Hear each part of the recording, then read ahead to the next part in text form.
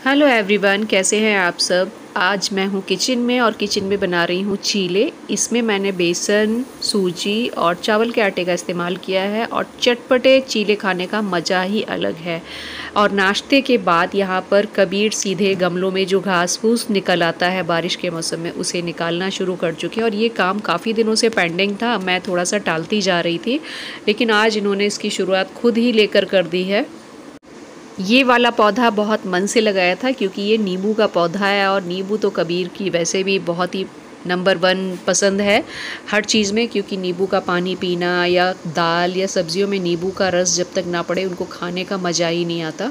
और इस गमले की परेशानी ये हो रही थी कि इसमें मैं डेली पानी डाल देती हूँ काफ़ी टाइम से, लेकिन इसमें पानी की निकासी नहीं बनी हुई है, तो सारा पानी इसमें ठहर के रह जाता है और पानी निकल नहीं पाता। तो आज क्योंकि वैसे तो कटीला पौधा होता है, संभल कर ही निकालना चाहिए, तो इस वजह से भी मैं इसे नहीं निकाल पा रही थी कि थोड़ा लंबा वक्त चाहिए। और इतना ज़्यादा ये जड़ें जमा चुका है कि उसे निकालना शायद मेरे बस का था भी नहीं।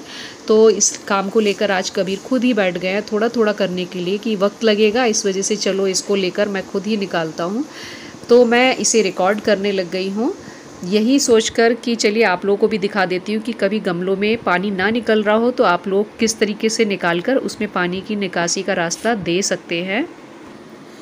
थोड़ा समय लगा, लेकिन गमले से पौधा पूरी तरीके से बाहर आ गया हमारा, और शायद अब इसका ट्रीटमेंट संभव हो सके। तो सबसे पहले तो उस छेद को खोला जाएगा जो पूरी तरह ब्लॉक हो रखा है, यहाँ पर मिट्टी इसमें चली गई है, तो मिट्टी से खोला है। और इसके बाद इसके ऊपर एक दिया रखने वाले हैं, तो दिए से होगा कि इसमें हवा भी लगेगी और पौधे का जो पानी होगा वो शायद निकलता रहेगा, क्योंकि उसकी जो किनारी होती है वो बराबर तो होती नहीं, कहीं ना कहीं से पानी को रास्ता मिल ही जाएगा।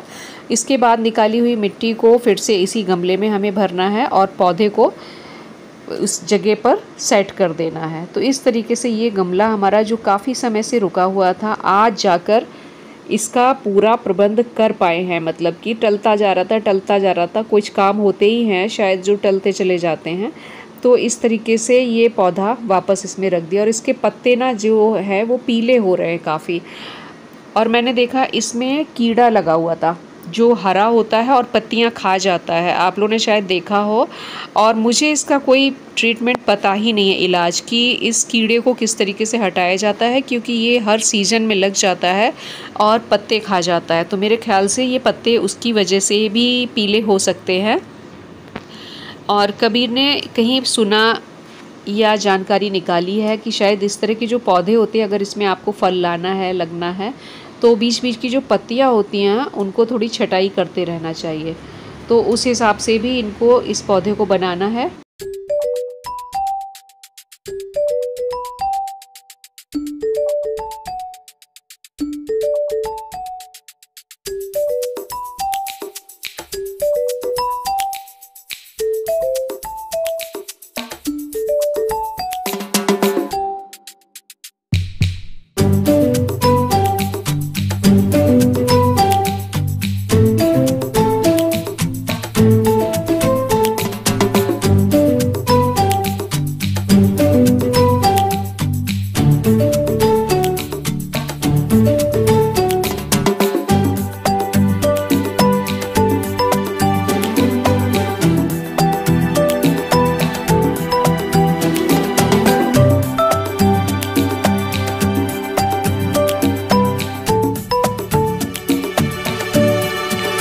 लक्ष्य भी आज ड्राइविंग सीखना चाहते हैं, तो मुझे निकलना है थोड़ी देर में उनको साथ में लेकर।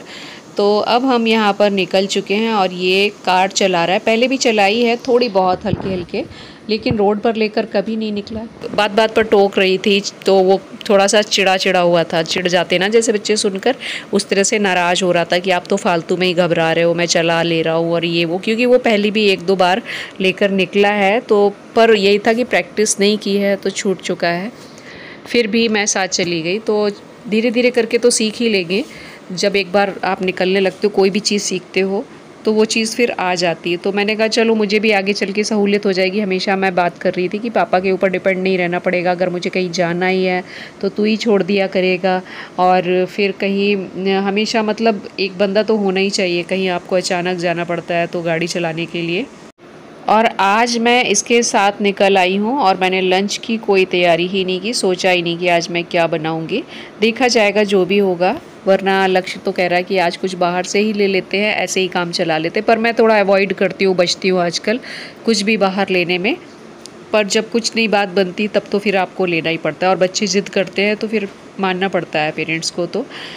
तो बस यहाँ पर बहुत मुझे आगे पीछे नज़र रखनी पड़ती थी, और मेरी शक्ल बता रही है कि मतलब आप देख के जान सकते हो मैं कितनी डरी हुई बैठी थी। निकल तो गई हिम्मत करके साथ में, पर बहुत मतलब अंदर से मेरे को डर खाए जा रहा था पूरी तरीके से कि मैं कहाँ आ गई, मैं मतलब कहाँ तक इसको चलवाऊँ साथ में, और कहाँ से वापस ले जाऊँ।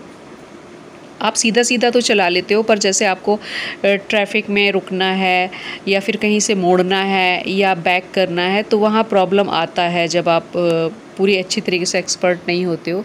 अभी मुझे भी इसकी ABCD नहीं आती है, और मैं चुपचाप से कैमरे में मतलब जितना वीडियो बना पा रही थी वो सब मैंने बनाया है दिखाने के लिए कि मतलब वो चला रहा है तो मैं किस तरीके से डरी बैठी हुई थी। और आज मैंने कोई बाल वगैरह बस यूँ ही बांध लिया ऊपर, मतलब बारिश के मौसम में ऐसे ही हो जा रहा है, कंघी करने की मुझे भूल जाती हूँ, करती नहीं हूँ, और इसी तरीके से बालों को बस ऊपर ऊपर लपेट लेती हूँ। तो ऐसे मेरा चलता रहता है। इस समय हम लोग जो निकल रहे हैं फ्लाईओवर जो बल्ली वाला पड़ता है, और यहाँ से माउंटेन का जो व्यू मिलता है बहुत प्यारा लगता है, बहुत सुंदर।